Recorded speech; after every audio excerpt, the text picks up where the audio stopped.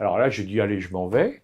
Et vous voilà chez Et je suis Suchard. rentré chez les Allemands de Jacob Suchard. Ça a été formidable. Pourquoi? Parce que c'était un type, le patron de Klaus Jacobs, c'était un gars qui était... il pensait que tout se résolvait, il demandait il pensait que les gens étaient des mercenaires, voilà. Son concept de la vie, les gens étaient des mercenaires. C'est-à-dire que vous arriviez en disant, écoutez, mon collaborateur, un tel, il n'en peut plus, hein, on travaille 15 heures par jour, il est mort, il est en train de perdre sa femme en burn-out et tout, donnez-lui une prime. C'était tout. Ouais, il disait, donnez-lui une prime. Et le pire, je me suis rendu compte, c'est quand la prime était grosse, ben, ça arrangeait les choses. Parce qu'il n'en continuait pas moins à travailler comme un Bah fou, ouais. quoi. Ouais. Oh, Ah non, c'était affreux, c'était un drôle, mais j'ai beaucoup appris avec mais lui. l'Allemagne et le management, il y a beaucoup de choses à dire Appris, là-dessus. moi, j'ai vu les les Allemands États-Unis et faire du l'Allemagne et le management. management. C'est pas terrible, hein, il y a des vraies questions à se poser. Hein. Et ça m'a beaucoup appris pour la suite. Quand j'ai fait l'intelligence économique et que je me suis rendu compte qu'un des ennemis était l'Allemagne, un des grands ennemis de la France était l'Allemagne. Un des grands ennemis de la France était l'Allemagne dans les années 60, 70, 80, et aujourd'hui encore. Et encore aujourd'hui, ça continue. Et aujourd'hui encore, hein. Je ne vous fais pas dire. Et là, justement, ayant l'expérience des Allemands, ayant travaillé dans une boîte allemande, je les comprends, je sais comment ils fonctionnent. Et on comprend vite avec eux.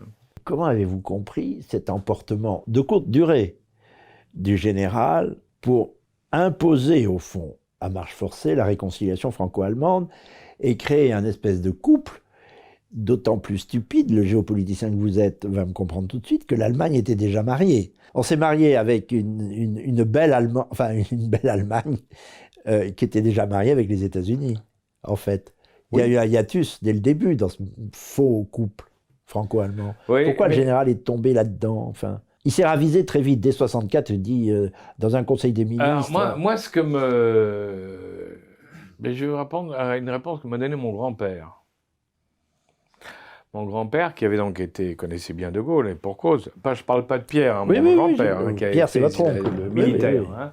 Bon, et qui m'avait dit, quand je lui avais posé la question... Qu'il a connu à Saint-Cyr, vous disiez. Oui, c'est ça. Oui, et je lui ai dit, comment toi, par exemple, tu peux être pour ce rapprochement? Tu t'es battu, tu as perdu une jambe, tu as été prisonnier de Allemands et tout ça.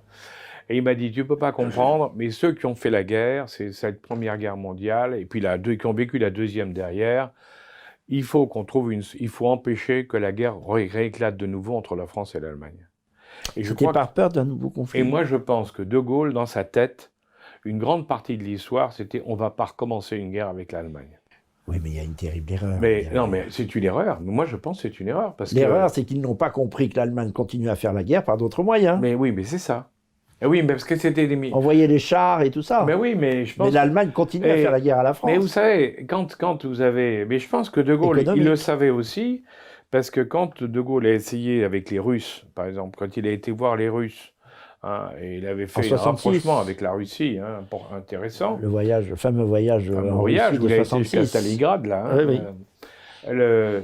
De Gaulle disait, il faut qu'on ait un lien avec les Russes pour pouvoir contrôler l'Allemagne au milieu. Et Mitterrand a dit la même chose, en disant, il faut absolument, pour éviter que l'Allemagne devienne trop puissante et nous crée des problèmes, il faut qu'on soit bien avec les Russes. Ça, c'est l'alliance de revers, c'est la politique capétienne, c'est Jacques Bainville. Je pense que De Gaulle, là-dessus, je ne suis pas sûr que... De Gaulle a développé des grands projets formidables pour la France, pour faire de la France une grande puissance, refaire de la France une grande puissance, mais je ne suis pas sûr qu'il ait compris effectivement que la guerre était en train de se transformer, devenir une guerre hybride, dans laquelle il y avait une partie militaire, mais contrairement à ce que disait Clausewitz, ce n'était pas la finalité, ce n'est pas la guerre militaire.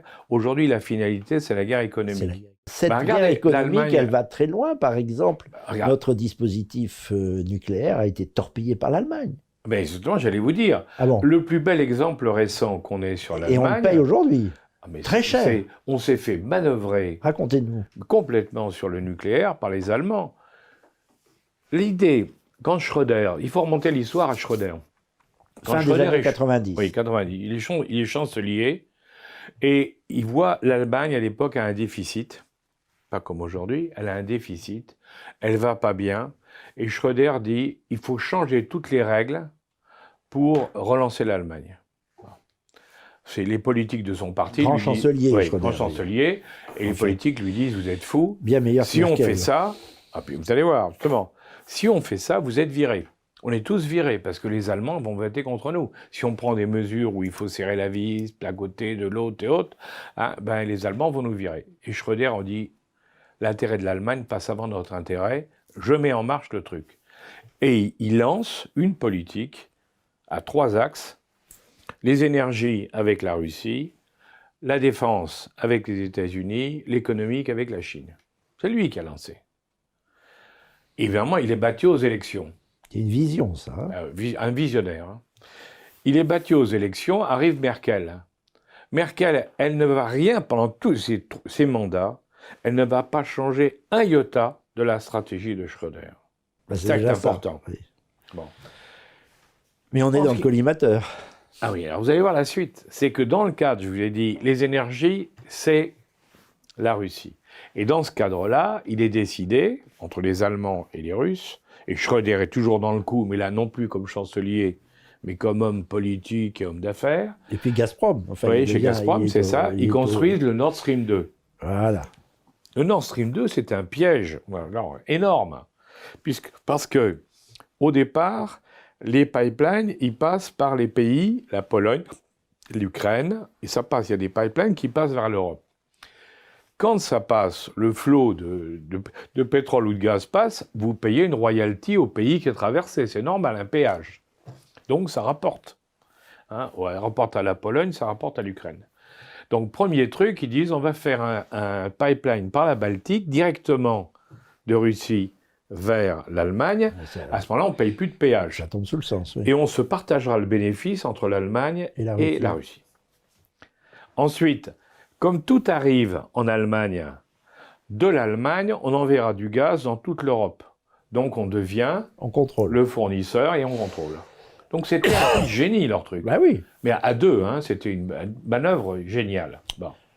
Russo-allemand. Russo-allemand. Les Allemands ont un problème, c'est que le gaz c'est bien, mais en France il y a le nucléaire. Le nucléaire, il est moins cher et on peut en vendre partout. Donc ça casse cette idée de monopole des Allemands. Donc qu'est-ce qu'ils vont faire? Ils vont demander alors 2 instituts d'État, financés totalement par l'État, Heinrich Böll et puis un autre, hein, ils vont leur demander de lancer des campagnes en France pour casser le nucléaire français. On a toutes les preuves. Et comment ils vont le faire? On a toutes les preuves? Oui. Ils vont financer des ONG, ouais, et ils vont financer des ONG. Alors c'est facile, vous voyez les ONG qui ont été anti-nucléaires en France, elles sont financées par les Allemands à travers les 2 instituts pour démolir le nucléaire français. Et on va avoir en France des gens qui vont jouer dans le cadre écologique cette politique-là. La plus célèbre, c'est Mme Voynet. Hein.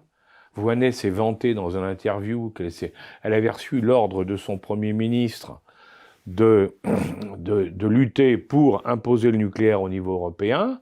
Et elle dit, je me suis retrouvé le ministre allemand de l'économie, on a fait copain-copain, et on s'est mis tous les deux d'accord pour démolir la proposition française. Elle l'a raconté. Elle était ministre du gouvernement français. Elle était ministre du gouvernement français. Elle l'a raconté. C'est de la haute trahison, il n'y a pas de terme. Hein. Elle l'a raconté, donc moi là, c'est plus j'invente pas, c'était des interviews là-dessus.